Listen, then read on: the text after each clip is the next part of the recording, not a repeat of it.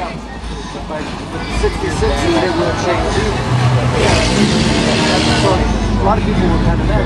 I saw this is an original bell housing for 63. 63s are unique. Why are 63s unique? Small pilot. Small pilot hole, right?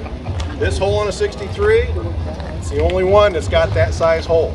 You get a 64 and you put a 63 transmission in it, it won't line up and be centered in that section. If you look here, that's original paint. That's about how much they painted the bell housing. Inside of that, you get a clutch fork, right? Slips on the ball that's inside, comes out, has a hole for the spring. It's an anti-rattle spring.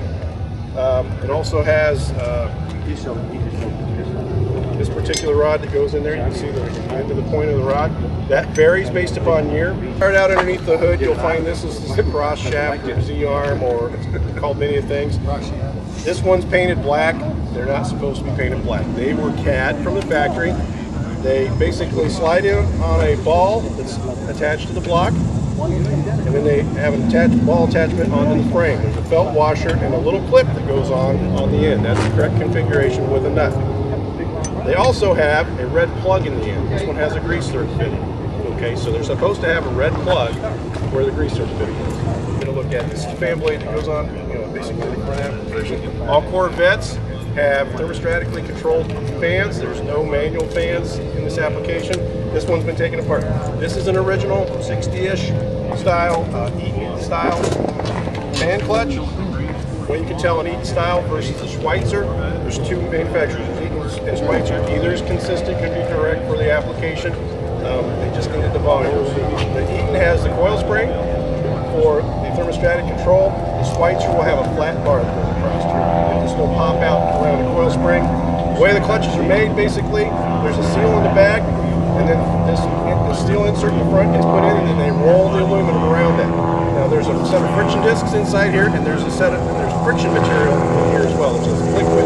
It basically orifices back and forth. The hotter the car gets, they'll orifice that fluid back and forth and change the friction capability and engage the fan as the engine gets hotter. Other configuration notes on Eaton style, you look at the back, the ribs on the back of the aluminum come in and they curve at an angle. On the Schweitzer, they're straight. This is the 63. If you look at the 66 behind me, it's a fiberglass shroud. It's a one-piece shroud. It's got a seal down here. Again, 63. Metal. 4 and 5. Later models, fiberglass. You got a chance of containing the fan in one of these, but it's going to tear the heck out of this. The car, typically, it's tucked in between the exhaust system. Basically, this is where the little rubber mount on the back of the transmission sits. It's bolted to the frame in 3 spots. It's got 2 bolts here, and it's got a cross bolt there. Forget the cross bolt, you'll never get this out. Done it once. Rear trailing arms. 63.4 wide are unique to themselves. Why? No park brake bracket, no jounce bumper bracket. Correct. Correct. Where's got it? You win the wrong quiz. Parking brakes were part of the drum brake system, so you just had a cable that went in the original drum brake system. On the disc brake cars, there'll be another bracket on the inside here, a little U-shaped bracket that has a little white nylon application, and an area where they put a U-shaped clip to be able to hold the park brake cable that does the little small brake system in the inside of the rotor. 65 is when we introduced the rear controlled rear sway bar for big block. On those applications, they drilled 2 holes back here to hold a little bracket. That's all the way. That's big block specific. Typically, there may be some F40 and F41 applications in small block that got that as well. So you have to consult your judging manual for that. But most of the stuff that's sold today will be you'll see 2 bolts back or 2 holes back here. It's for those bolts to be able to hold that bracket. You can get all flavors. They still sell all flavors today. You can get a 3, 4, 5, 6, 7, 8 small block application, big block application. Now, I took this one off. I had it dunked, obviously, for international stripping. See the hole in the bottom? I'm not planning to run this. I recommend, if you see 2 things. If you see any kind of rust. But he's willing to sell it. I'm not even willing to sell it. I'm scared you'll want to use it again. The other thing, if you see delamination on the back, in other words, these 2 pieces come apart, that's a telltale sign that there's enough rust on the trailing arm you need to change it. This happens to be an original spring, but I'm not convinced it's an original 63 spring. I'll tell you why. 63 springs, if you look at them, This is a 9-leaf, so it's a standard application, so you count the number of leaves, 1, 2, 3, 4, 5, 6, 7, 8, 9. F40 and F41s had how many? 7. Okay. Spring liners. You see there's this black plastic in between each of the spring liners. Between the 3rd and the 4th springs, on original springs, there's no spring liner. Okay. 63s, from reading the book, and again, I don't have an original example, the springs are the top 3 springs are in the arch. When you get into the later, like the 64s and laters, they look like this. They're the little T cross section. Many of the springs that you'll find on the aftermarket today will be banded as well. There's no bands on the original springs, so they'll come in and they'll band together the springs to help them with assembly and stacking. Most of the current stuff that's out in the aftermarket today is potentially a higher spring rate, and the cars will ride rougher.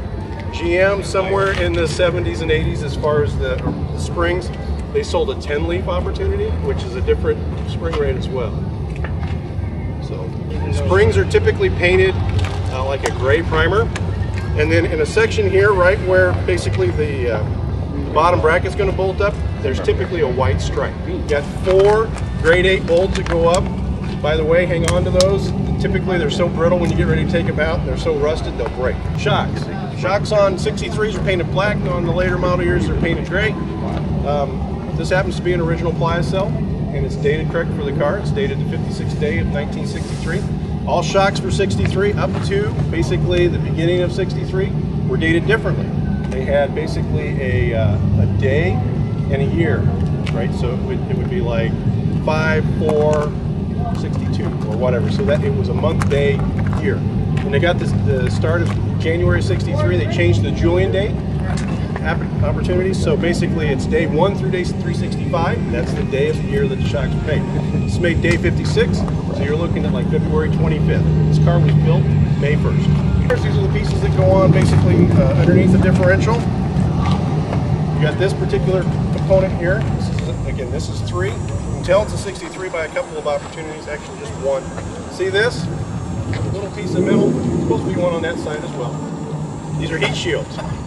Because there's a bushing that's in here, Chevrolet engineers were concerned as the exhaust system went under there that they'd melt the bushings out. From 65, they figured out that there wasn't enough temperature there to actually melt out the bushings, so they got rid of the heat shield. Frame, there's a big rubber bushing that goes up here and a bolt that goes through and captures it to the frame. It's got 2 bolts that come in. Typically they're in opposite. So you've got the head of the bolt coming from one side and the head of the bolt coming on the other side. On 63s, 63 only, they actually use 2 bolts. U-joints, no grease zerk fittings in any of the U-joints. Drive shafts or half shafts.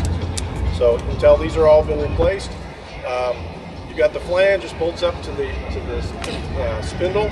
This is the spindle here. It's got its own flange.